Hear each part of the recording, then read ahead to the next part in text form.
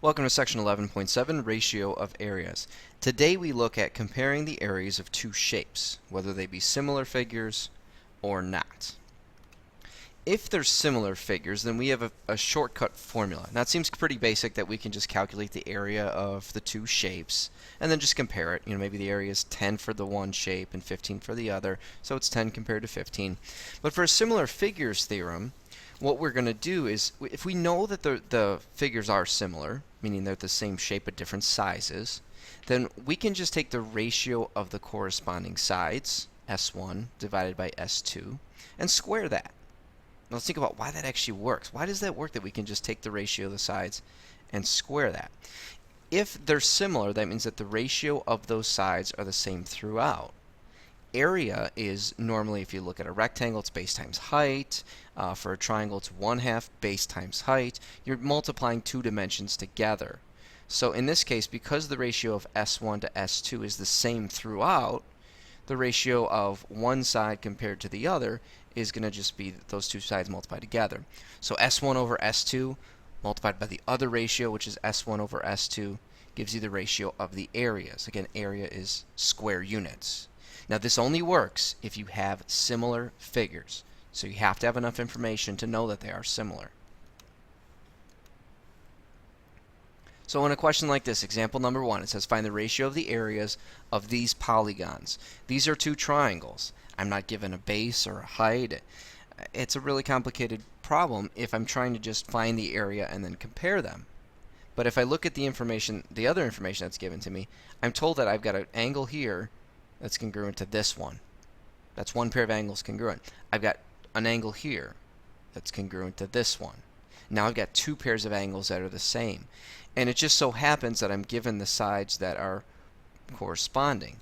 So I know that the triangles are similar by angle-angle similarity, and 3 and 4 are the matching pieces. So to find the ratio of the areas, I do S1 over S2 quantity squared. So I square 3/4, and I get 9/16.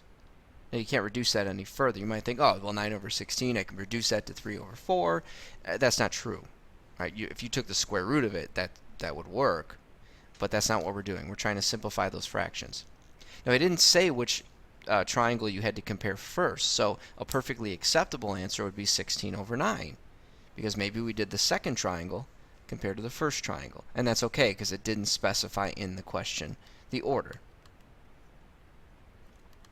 In example 2, I want to find the ratio of the areas of these polygons. So the first one is a square, and I know that because all four sides are marked congruent, or at the very least it's a rhombus. For the second one, I know it's a triangle, and I've got my base, which is 8, and my height, which is 3. There is no way that a square and a triangle are similar. So I cannot use the similar figures theorem, because what's the corresponding piece? I don't know. I don't think there is one. So instead what we have to do is calculate the area of each one separately and then compare. So the area of the square is 6 squared, which is 36. The area of the triangle is 1/2 of 8 times 3, which is 12. So if you compare 36 to 12, that reduces down to 3 over 1. A perfectly acceptable answer would be 1 over 3, because maybe I did the triangle compared to the square, if you went in a different order. For this example, number 3, we find the ratio of the areas of the polygons. We know that these two triangles are similar because, again, looking at your right angles, those are the same. We've got another pair of angles that are the same. We have angle-angle similarity for these polygons. They must be similar. So the corresponding pieces are the ones across from that one congruent angle that we know, which is the 9 and the 4. And when I compare those, I do S1 over S2 quantity squared. Similar figures theorem applies. 81 over 16, or 16 over 81.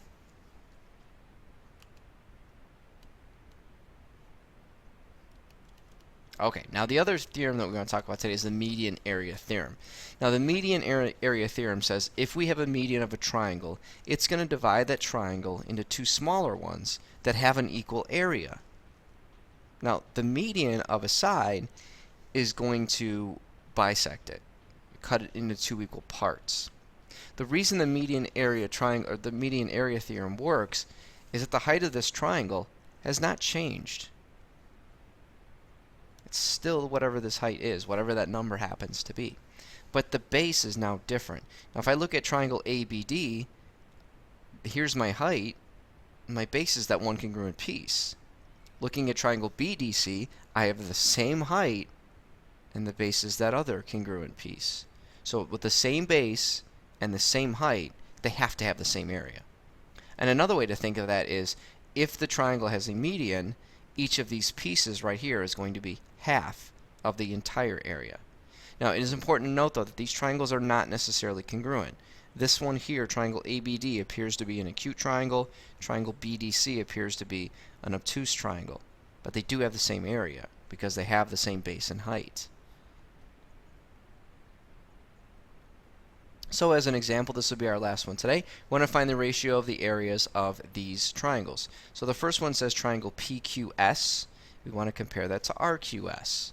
So PQS is this triangle right over here, and RQS is this triangle over here. Now, based on the fact that these two sides are marked congruent, that tells me that I have a median. So I can apply the median area theorem, which says these two triangles must have the same area. So triangle PQS and triangle RQS are identical. They don't look the same, but they have the same base and the same height, so they're the same. The ratio of the areas then is 1 to 1. Triangle PQS compared to triangle PQR, PQR is one piece, PQR is everything together, so it's both pieces. So PQS is one of the two pieces, PQR is both of the pieces. PQS compared to PQR is 1 to 2. So again, the main idea here is you want to compare the ratio of the areas using all applicable information. Maybe we already know that the triangles are similar or polygons are similar or whatever. If we don't, and we can't prove it, then we have to be able to use the area of the shape itself and then compare those numbers.